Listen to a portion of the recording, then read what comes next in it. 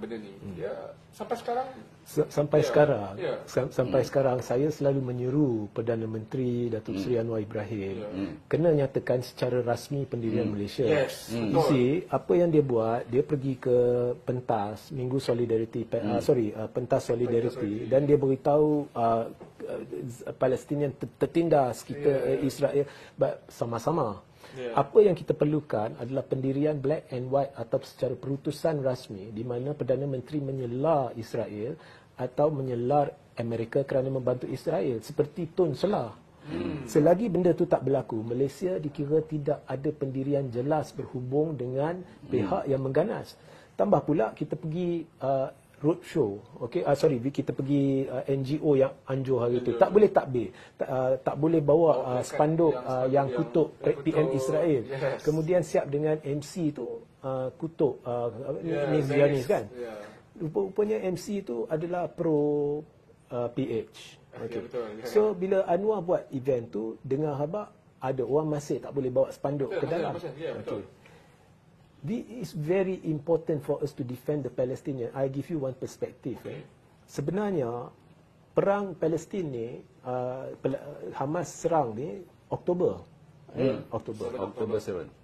10 of September there was a meeting in 10 of September 10 of September there was a meeting the G20 summit in New Delhi, India.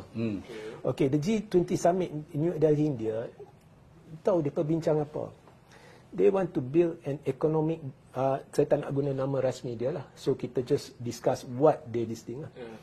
Similar like China buat the Belt Road.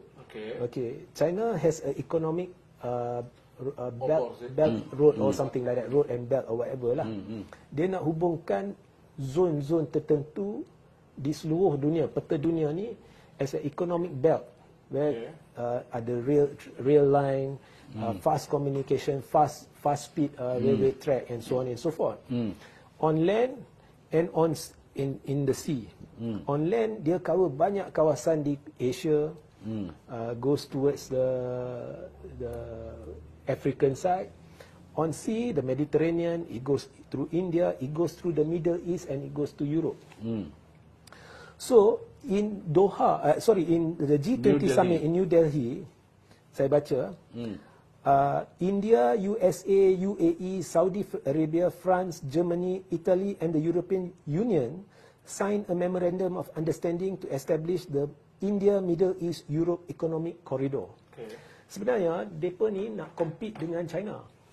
Dia nak compete dengan China because the US dollar is going to collapse anytime in the near future.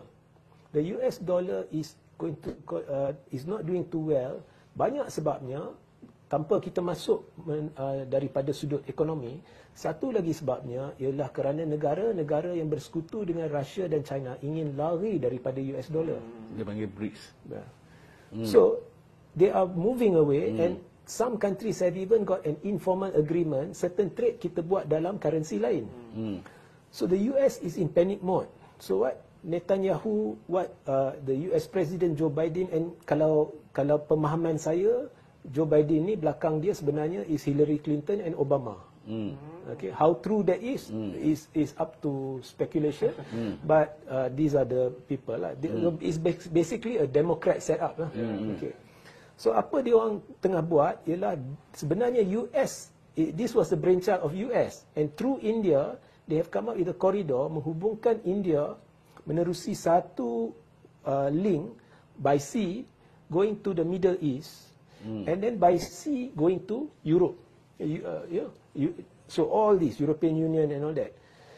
So for this to succeed, dia akan melalui kawasan sensitif Israel Palestin ni.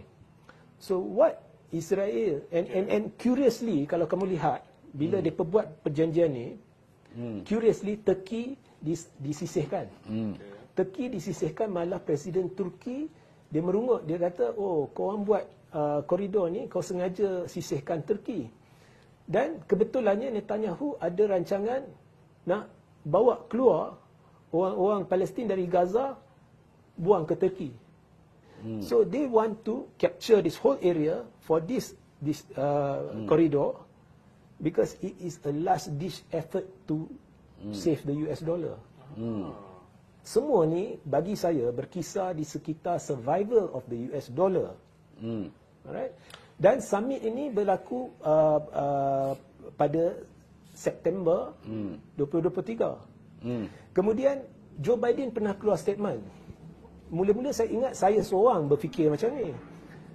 Baru ni Joe Biden keluar statement, dia kata saya tak ada bukti, saya tak ada, I don't have any evidence, but my instinct, hati nurani saya or something like that, whatever they call it in Malay, berkata bahawa Hamas serang sebab kita buat summit ni. Hamas serang Israel sebab kita buat belt ni. That is not true.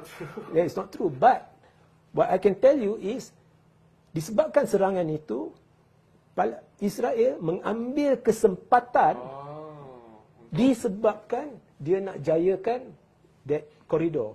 Untuk jayakan koridor ni, dia perlu pastikan, sebab banyak negara takkan sertai, takkan setuju dengan koridor ni, melainkan you can guarantee a safe zone. So dia nak halau orang Palestin keluar daripada Gaza. Tak kira kalau orang tak nak keluar, kita bunuh. Kita bunuh. Dan ada insiden orang Palestin dia ambil tahanan Israel.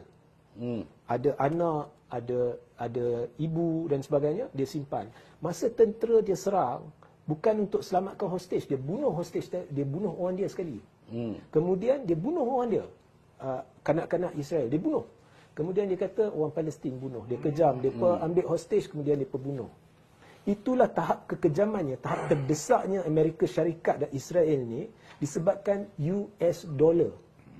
Sebab kalau tidak, US dollar ni akan hancur dan US last resort, they will go to a world war, a global scale war.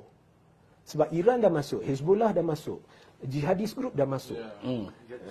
Ya, Russia dah mula bincang dengan China. Ya, and negara-negara bersekutu dengan China pun sudah bisik-bisik who is going to be on whose side and so on. This is escalating to a world, to a global scale war. Now, it's all about the US dollar. Now, untuk halalkan penglibatan US, takkan US nak kata sebab kita serang, sebab kita nak buang orang Palestin dari Gaza, sebab kita nak selamatkan US dollar, sebab kita nak bina koridor. So, dia perlu Islam versus non-Muslim. So, dia support Israel, dia labelkan Hamas sebagai teroris. Bila dia labelkan Hamas sebagai teroris, walhal teroris sebenar is Israel. It falls back to satu prinsip, satu dasar Amerika yang Amerika pegang, iaitu bila anda teroris, kami tak akan berbincang dengan anda. So conveniently, sebab itu dia mati-mati dia nak label Hamas dan orang kumpulan Palestin sebagai teroris. So bila I tak payah bincang dengan teroris, what happen? I don't give a damn what you say. I only deal with Israel. But Israel, that's why dia mati-mati dia nak labelkan Israel sebagai puak yang ada hak untuk mempertahankan diri. Saya tertarik dengan